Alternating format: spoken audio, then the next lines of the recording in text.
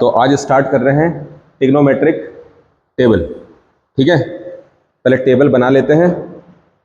ठीक है, किसकी वैल्यू क्या होती है, जो 6 ट्रिग्नोमेट्रिक फंक्शन होते हैं किसकी वैल्यू क्या होती है वो बताते हैं, और कौन किसका रेसिप्रोकल होता है उससे थोड़ा सा लर्न करना भी इजी हो जाएगा। देखो, मैं जो आपको बताऊंगा, मैं केवल टेबल बताऊंगा आपको साइन की और कॉस की केवल। ठीक है, टेन खुद ही निकालोगे, बताऊंगा कैसे। और 10 के बाद कॉट आता है, कॉट 10 का उल्टा होता है, रेसिप्रोकल कर देंगे 10 का। ठीक है, फिर सेक आता है, सेक किसका रेसिप्रोकल होता है, कॉस का, तो जो कॉस की वैल्यू आएगी उसका रेसिप्रोकल कर देंगे। फिर लास्ट आएगा कॉसेक, कॉसेक किसका रेसिप्रोकल होता है, साइन का, तो जो साइन की वैल्यू आएगी उसका रेसिप्रोकल कर देंगे। ठीक है, तो जो हमारे मेन काम का है वो साइन और कॉस है, उसके हाँ वो टेबल आपको पता होनी चाहिए, उसके बारे में बात करेंगे। देखो, तो हेडिंग डालते हैं ट्रिग्नोमेट्रिक है।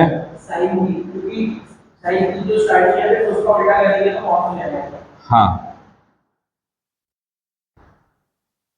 नहीं, साइन और कॉस की आनी चाहिए, साइन और कॉस की आनी चाहिए ना, तब सब पता चल जाएगा। ठीक है, देखो सबसे पहले मैंने यहाँ पे टेबल में हेडिंग डाली, कौन कौन हमारे पास फंक्शन है, हमारे पास कौन कौन फंक्शन है। ठीक है, तो आपको पता है ट्रिग्नोमेट्रिक जो फंक्शन होते हैं वो 6 होते हैं, 6 ट्रिग्नोमेट्रिक फंक्शंस आर देयर। तो सबसे पहला होता है साइन,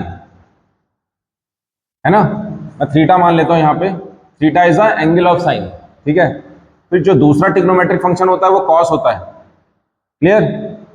फिर थर्ड क्या होता है, टेन, और इसी सीक्वेंस में याद करना, 10 के बाद क्या आता है, कॉट, कॉट के बाद आता है सेक मतलब सेक थीटा, और लास्ट आता है कॉसेक थीटा।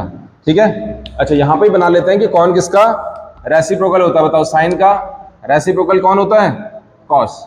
ठीक है, ऐसे टर्म बना लिए बने, इससे इजी हो जाएगा। कॉस का रेसिप्रोकल कौन होता है, सेक, और 10 का रेसिप्रोकल कौन होता है, कॉट। क्लियर है, चलो अब यहां देखो, कर रहे हैं टेबल स्टार्ट। ऐसे मैंने कुछ रोज बना दी।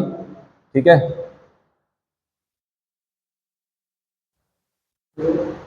देखो सबसे पहले क्या क्या वैल्यूज हमने फिट करनी है, जो डिग्रीज होती हैं, ये तो फंक्शन मैंने लिख दिया, अब यहां पे मैं डिग्री लिख रहा हूं एक्चुअली, 0 डिग्री है ना, और यहां पे लिखा मैंने 0 के जस्ट बाद आपको रीड करना है 30 डिग्री। ठीक है, इसके बीच में भी डिग्रियां होती हैं लेकिन वो 10th क्लास में नहीं है आपके। ठीक है, तो जो 10th क्लास में जो डिग्रीज हैं केवल वही पढ़ेंगे। तो पहला 0 डिग्री पढ़ना है, फिर 30 डिग्री, 30 के बाद डायरेक्ट आपने पढ़ना है 45 डिग्री। ठीक है, 45 के बाद 60 डिग्री, और एट लास्ट आपको पढ़ना है 90 डिग्री, बस केवल इतना। ठीक है, हालांकि डिग्री इससे ज्यादा भी होती हैं लेकिन हमने केवल 10th क्लास में यहीं तक पढ़ना है।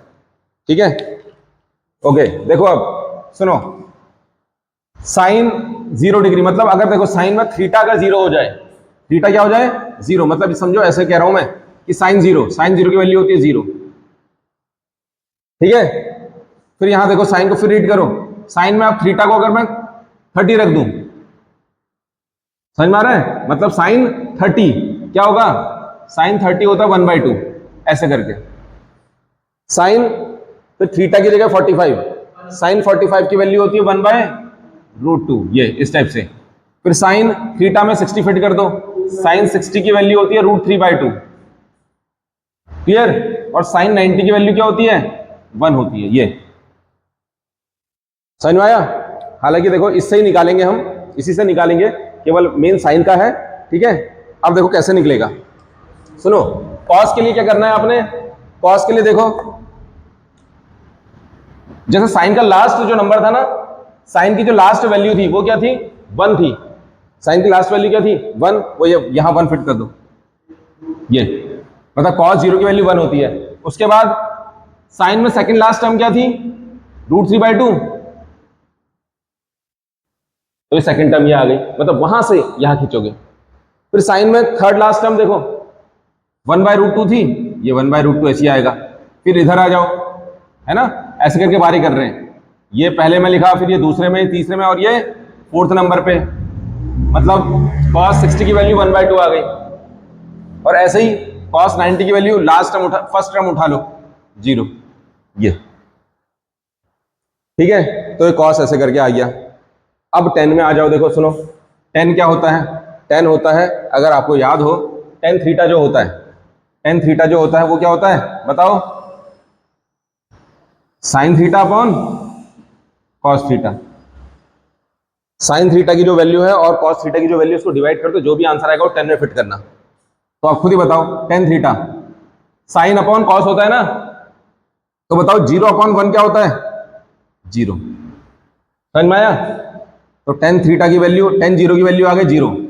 सुनते रहो, यहां पे मैंने ऐसे ही कर दिया जिससे कि इजी हो जाए। साइन और cos को डिवाइड करके आंसर आया 0। ऐसे ही देखो tan 30 डिग्री, tan का फॉर्मूला होता है साइन अपॉन क्या? cos। देखो sine upon cos, sine upon cos कर दिया। देखो साइन की वैल्यू 1/2 थी, cos की वैल्यू √3/2। तो डिवाइड करो, देखो देखो सुनो, टू से 2 कैंसिल, क्या आया आंसर बताओ? 1/√3, मतलब tan 30 की वैल्यू होती है 1/√3। इस टाइप से निकालोगे आप। ऐसी cos 45 बताओ, साइन अपॉन cos। तो साइन की वैल्यू भी 1/√2 है, cos की वैल्यू 1/√2 है 45 पे, दोनों कैंसिल, आंसर क्या आया? 1। 0 थोड़ी, तो tan 45 की वैल्यू होती है 1। ठीक है, तो इसी टाइप से मैं अब डायरेक्ट कर रहा हूं। tan 60 की वैल्यू √3 आ जाएगी, और tan 90 की वैल्यू आ जाएगी क्या? Not defined. क्या आ जाएगी? Not defined. हाँ, नॉट डिफाइंड आएगी। क्यों नॉट डिफाइंड आएगी? नॉट डिफाइंड का मतलब समझो ना, ऊपर कोई भी नंबर हो, ऊपर कोई भी नंबर हो, अगर डिवीजन में नीचे डिनोमिनेटर में अगर 0 दिख गया, ऊपर कोई भी नंबर हो, 1 हो, कोई भी हो, लेकिन अगर डिनोमिनेटर में 0 आ गया तो उसको हम बोलते हैं नॉट डिफाइंड। ठीक है, इस नंबर की हम वैल्यू नहीं निकाल सकते हैं, ये मतलब होता है। तो tan 90 की वैल्यू हम नहीं निकाल सकते हैं। ठीक है, तो नॉट डिफाइंड कर दिया मैंने। ऐसे ही खुद ही बताओ, कॉट आ जाओ, tan का उल्टा होता है, tan का उल्टा होता है, देखो 0 के नीचे हमेशा क्या होता है? 0 के नीचे 1 होता है ना? समझो, कॉट होता है tan का उल्टा, तो अगर इसका उल्टा कर दोगे तो क्या आएगा? 1 ऊपर 0 नीचे। और अभी भी मैंने बताया था, अगर 0 कभी भी नीचे दिख जाए तो क्या होता है? Not defined. तो इसका मतलब, हाँ, नॉट डिफाइंड। 0 का रेसिप्रोकल नॉट डिफाइंड होता है, ये चीज याद रखो। ठीक है, 1 का रेसिप्रोकल तो 1 ही होता है, 0 का रेसिप्रोकल नॉट डिफाइंड होता है। ऐसे इसका रेसिप्रोकल कर दो √3। 1 का रेसिप्रोकल हमेशा 1 होता है। ठीक है, √3 का रेसिप्रोकल 1/√3। नॉट डिफाइंड का रेसिप्रोकल 0। नॉट डिफाइंड का रेसिप्रोकल क्या होता है? 0। समझ में आया? क्योंकि नॉट डिफाइंड का मतलब होता है ऊपर 1 नीचे 0, है ना? तो इसका उल्टा क्या हो जाएगा? ऊपर 0 नीचे 1, तो 0 अपॉन 1 की वैल्यू 0 होती है, तो ये इसलिए 0 आ गया। फिर सेकंड लेस टर्म में आ जाओ, sec थीटा। sec होता है रेसिप्रोकल किसका? cos का। तो cos में देखो 1 है, तो 1 का रेसिप्रोकल 1 ही होता है। 30 डिग्री में क्या है? √3/2 है, तो यहां क्या आ जाएगा? 2/√3। ऐसे ही यहां 1/√2 है, तो यहां क्या आ जाएगा? √2/1, मतलब √2, है ना? √2/1 का मतलब √2 ही होता है। ऐसे ही यहां पे 1/2 है, तो मतलब 2। और ऐसे यहां 0 है, 0 का रेसिप्रोकल क्या होता है? Not defined. नॉट डिफाइंड, ये चीज याद रखो। 0 का रेसिप्रोकल नॉट डिफाइंड, और 1 का रेसिप्रोकल 1। ठीक है, और नॉट डिफाइंड का रेसिप्रोकल 0। 3 चीज याद करनी चाहिए आपको। ऐसी कौशक होता है साइन का उल्टा। कौशक किसका उल्टा होता है? साइन का। तो देखो साइन में यहां 0 है, तो 0 का उल्टा बताओ क्या होगा? जल्दी बताओ, 0 का उल्टा क्या होगा? Not defined. बस ये चीज सीखनी है, 0 का उल्टा नॉट डिफाइंड। नॉट डिफाइंड, ठीक है। ऐसे ही 1/2 का उल्टा 2, 1/√2 का उल्टा √2। ठीक है, ऐसे √3/2 का उल्टा 2/√3। और 1 का उल्टा तो 1 ही होता है, 1 का उल्टा हमेशा क्या होता है? 1 होता है। ठीक है, तो ये ट्रिग्नोमेट्रिक टेबल है। ठीक है, तो मैं आपसे ये बोलूंगा कि 3 ट्रिग्नोमेट्रिक फंक्शन को याद करो, कम से कम। tan को भी याद करना पड़ेगा आपको। ठीक है ना। कहाँ कॉस साइन को डिवाइड करोगे फिर टेन की वैल्यू निकालोगे, साइन कॉस और टेन बिल्कुल रट जाना चाहिए आपको, क्योंकि फिर आपको ये पता है कि कौन किसका उल्टा होता है, उसका उल्टा कर दोगे। ठीक है, तो हमें याद करने हैं साइन, बिल्कुल याद ही करना है। ठीक है, कॉस भी बिल्कुल लर्न करना है और साइन भी और टेन भी बिल्कुल लर्न करना है। बाकी चाहे बाकी तीनों को छोड़ दो, बस बाकी तीनों के लिए कौन किसका रेसिप्रोकल होता है ये पता होना चाहिए। ठीक है, ये तीन तो लर्न करने ही करने हैं, तभी क्वेश्चन बनेंगे और जल्दी बनेंगे। याद करोगे तो आपका फायदा, क्वेश्चनों को जल्दी करोगे। ठीक है ना, जल्दी भी तो करने हैं हमें लिमिटेड टाइम मिलता है 3 घंटे, तो सारी चीज़ें तैयारी करनी पड़ती हैं। तो बिल्कुल ये तीनों को याद करो आपको।